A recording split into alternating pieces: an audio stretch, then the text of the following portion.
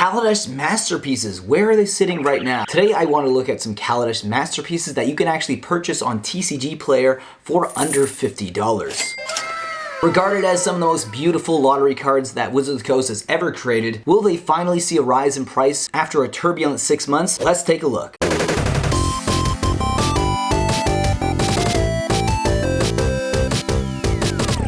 Welcome back everyone to the channel, Mattcaster Mage here, and if you do enjoy these types of videos, remember to leave a like down below, get this video out in the algorithm. Today we're going to be taking a look at the Kaladesh masterpieces, and we're going to take a look at all the ones that you can get for under $50 right now on TCG Player. I was surprised to find quite a few that were actually under that price point. I think for the longest time, these were seen as the most collectible, most investable cards when it comes to masterpieces, and that would be all the cards that were considered lottery cards that Wizards of the Coast has produced. It was like the Kaladesh block, and then they also had the Zendikar block, which was like Battle for Zendikar, Oath of the Gatewatch. They had their own expeditions, and then you also had the one that was received the poorest, and Wizards of the Coast just scrapped it entirely, and that was the Omega Invocations, which ironically enough, people are actually enjoying a lot now. They're not quite as valuable as the Kaladesh Inventions, which are definitely most expensive and obviously most desirable out of all the lottery cards that Wizards of the Coast has produced. Now, let's take a look at those under $50 masterpieces. The cheapest Kaladesh masterpiece is Black Vice, and it's actually been going down for the past 3 months. If you actually look at the 6-month chart, it's also been going down for the past 6 months. So I'm not sure if this is actually a great buy, but if you are a set collector, this is a great pickup because the Kaladesh Inventions has been widely looked at as the most beautiful out of all the lottery cards that Magic the Gathering has produced. You can actually get this card for under $35 right now, sitting at $34.82 for its foil market price, and the last 3 sales were actually all under $33. The next card here, Cataclysmic Gearhulk, one of the Gearhulks that's actually been going up for the past 3 months. If you actually look at the chart for the past 6 months, it looks like it's bottomed out in December and has actually been on the rise, surprisingly, and it has been going up ever since. It's kind of flatlined recently, but I still think maybe for under 40 bucks, could be a really good pickup if you are a set collector here. The last 3 sales were all under $36, and I do love the foiling and artwork on this card, but let me know what you think about this one down below in the comment section. The next one is another Gearhulk. It is the green one, Virtuous Gearhulk, and this card is currently sitting at just under $40 for its market price, and it looks like it's also been on the downward trajectory for the past 6 months, but maybe it'll actually be on the rise. Again, set collectors, they really love these Kaladesh masterpieces, probably the greatest lottery cards that Magic the Gathering and Wizards of the Coast has ever produced, but I want to know your thoughts by that down below in the comment section. For me personally, if I was going to try to collect all of the lottery cards from any era, it would probably be the Kaladesh ones. I just don't think that the Zendikar expeditions were just as good looking, not even just from like a perspective and just visual appealing. And it's just not visually appealing to me compared to these. I still know there's a lot of people who love those Zendikar expedition, but the fact that they also kind of did a soft reprint on some of them from Zendikar Rising, obviously it was slightly different variation when it comes to frame, it really kind of put me at pause. But remember, they also had these sort of reprinted, well, the frame was reprinted, but not quite at the same extent in the March in the Sheen set. So I don't know, could shake a few collectors, could shake a few investors, but let me know about your thoughts down below in the comment section. We got Mind's Eye here. This is one that I actually own, and it's under $50 right now, currently sitting at $42 for its foil market price.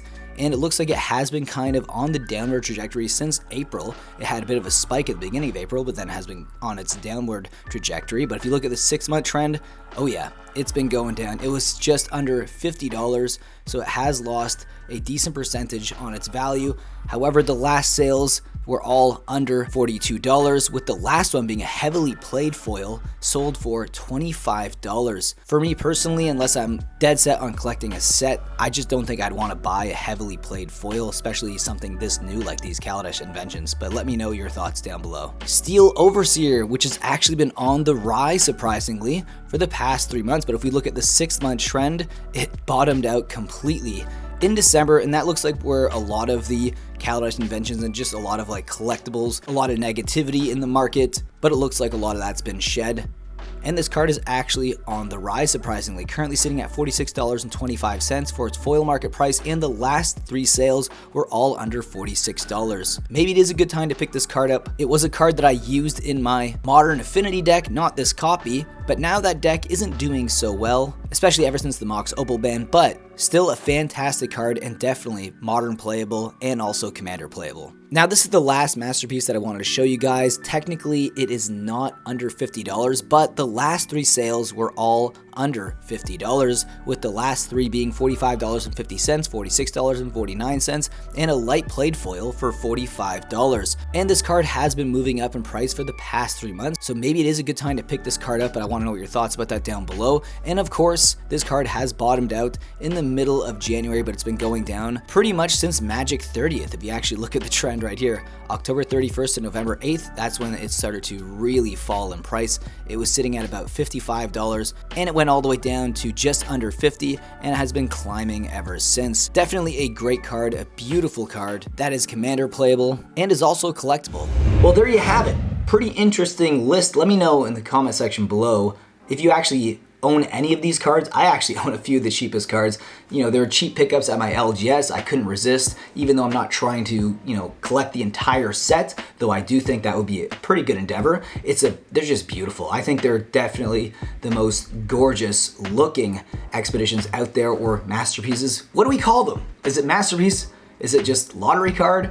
It does feel like a lottery card, especially given how scarce and how hard they were to actually pull.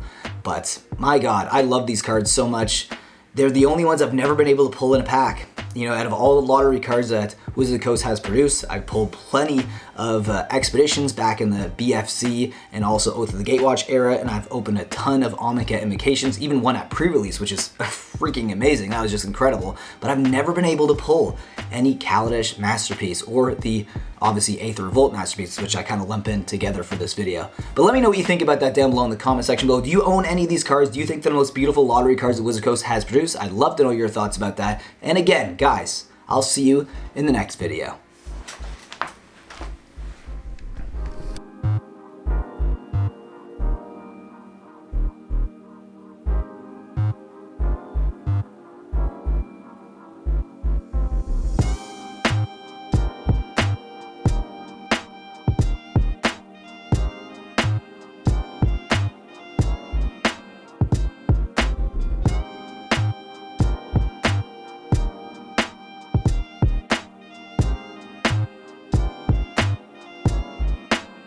Use promo code Mattcaster for 5% off your order at Face-to-Face Games, Canada's largest Magic the Gathering store. Qualified orders get free shipping Canada-wide if you use our promo code Mattcaster at checkout. Whether you're buying singles or sealed product, use our code to support the show and get a discount.